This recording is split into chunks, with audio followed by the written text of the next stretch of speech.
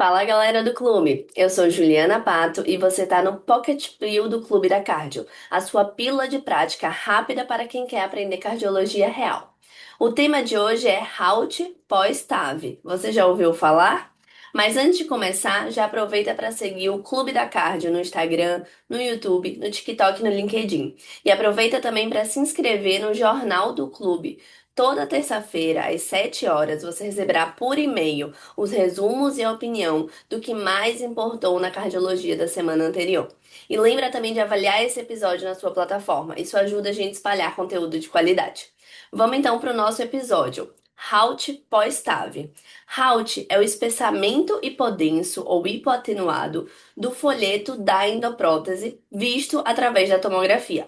HALT é uma sigla que vem do inglês Hypoattenuated Leaflet Thickening. Então, é o espessamento hipoatenuado do folheto e é um achado descrito em exames de imagem cardíaca, de tomografia cardíaca, nos pacientes que foram submetidos à troca de válvula aórtica transcatéter, submetidos à TAV. Esse achado, esse espessamento do folheto, ele está relacionado à formação de trombo sobre o folheto, e por isso ele é um marcador de trombose subclínica da endoprótese. O acometimento, o espessamento, ele começa na base do folheto e ele vai se estendendo para a região central. Então a gente gradua em 5 estágios. Primeiro, sem HALT, né? Aquele folheto bem fino, que não tem nenhum espessamento. Aí a gente pode ter um espessamento de até 25% do folheto. Depois a gente vai para um espessamento que pega de 25 a 50% do folheto. O próximo estágio já pega de 50 a 75% e o último estágio pega mais de 75% do folheto acometido, ou seja, espessado. Esse espessamento do folheto, visto através da tomografia, ele pode levar à restrição da abertura do folheto e, consequentemente, disfunção de prótese. Essa restrição na abertura, restrição de mobilidade do folheto, também pode ser vista através da tomografia, porque a gente pode fazer reconstruções ao longo do ciclo cardíaco, na sístole e na diástole, o que vai nos permitir ver o folheto abrindo e fechando durante a sístole e a diástole. Se houver redução na mobilidade desses folhetos, a gente chama de HELM, que vem do inglês Reduced Leaflet Motion, ou seja, redução da mobilidade do folheto. A associação do HALT, do espessamento visto pela tomografia, com o HELM, a redução de mobilidade também vista pela tomografia, é chamada de HAM, que é Hypoattenuation Affecting Motion. E qual é o significado clínico disso? Na grande maioria dos casos, em muitos casos, esse é um achado subclínico, um achado de exame de tomografia sem significado. Alguns estudos mostram que até 20% dos pacientes podem ter HALT no primeiro ano pós-TAV.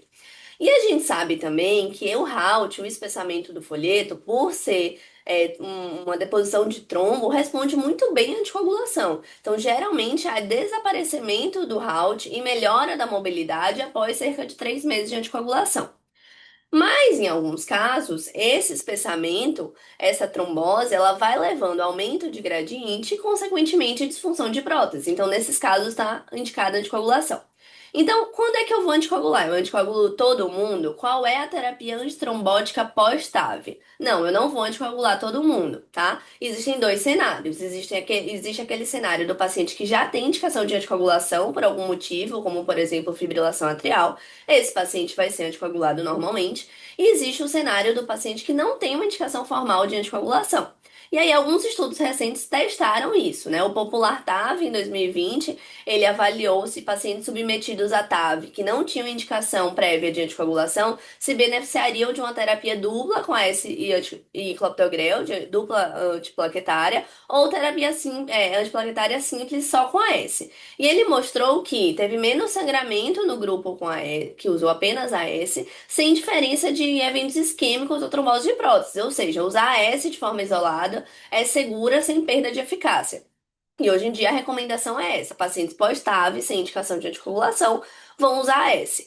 E o estudo Galileu, ele queria avaliar se o uso do anticoagulante direto, nesse caso a rivaroxabana, de rotina para todos os pacientes pós-TAV, seria superior à estratégia padrão baseada em antiplaquetários para prevenir eventos trombóticos, mas também disfunção valvar avaliando através do Haut. Então, esse estudo ele avaliou o Haut. E apesar do grupo rivaroxabana de fato ter reduzido significativamente a incidência de Haut e de RAM, né, de redução de mobilidade, isso não se traduziu em benefício clínico, muito pelo contrário, houve piora dos desfechos duros, e inclusive o estudo foi suspenso precocemente. Então, caiu por terra aquela hipótese de anticoagular todo mundo pós-TAV, ficando indicada a anticoagulação apenas para aqueles pacientes que já têm indicação de anticoagulação por algum outro motivo.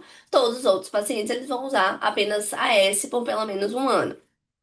Mas como o Haut é visto através da tomografia, existe alguma indicação de eu pedir tomografia de rotina para esses pacientes para procurar de forma ativa Haut? Não, não tem, tá? A recomendação atual você vai fazer um acompanhamento clínico através de sintomas e ecocardiográfico.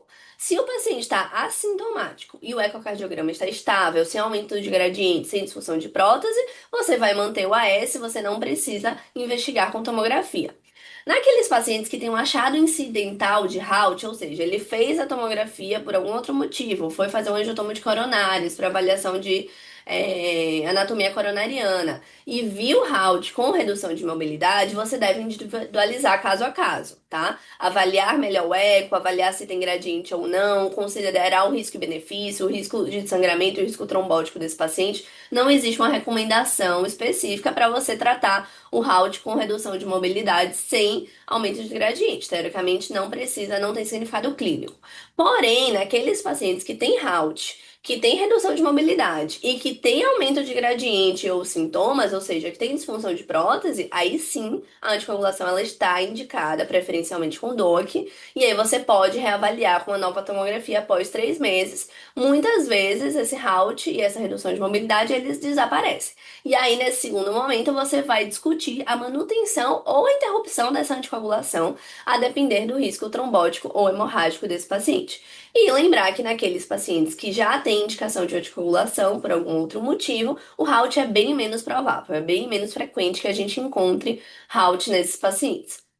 Então, esse é um resuminho do que é o Haut, quando investigar e quando tratar. E aproveitando que a gente está falando de disfunção de prótese, queria deixar aqui uma lembrança que a tomografia ela também pode ser usada na investigação de disfunção de próteses valvares cirúrgicas, né? Aqui a gente está falando da endoprótese, da TAV, mas nas próteses cirúrgicas a gente também pode usar tomo. O ecocardiograma ele vai ser o exame inicial e ele avalia muito bem próteses valvares. Então, o primeiro exame, na grande maioria dos casos, o único exame vai ser o eco. Mas em muitos casos a gente pode e deve utilizar a tomografia como um exame complementar para ajudar na avaliação do ecocardiograma. A tomografia ela tem uma ótima resolução espacial, a gente consegue fazer uma reconstrução tridimensional, então ela é muito boa para avaliar espessamento dos folhetos, calcificação dos folhetos, região perivalvar. Então, nos casos de endocardite, com suspeita de pseudoaneurisma, de abscesso, deiscência de prótese, líquido perivalvar também. Então, a avaliação perivalvar é muito boa pela tomografia. E na diferenciação também de trombo e panos. Então, a tomografia ela pode ser útil na investigação da etiologia de disfunções de próteses valvares cirúrgicas também, não só na endoprótese, na TAV, com a pesquisa de Haut. É isso, fechamos mais um Pocket Pill. Não se esquece de se inscrever no Jornal do Clube. Toda terça-feira às 7 horas você receberá por e-mail os resumos e a opinião do que mais importou na cardiologia na semana anterior. Lembra de seguir o Clube da Cardio e avaliar o episódio. Até a próxima!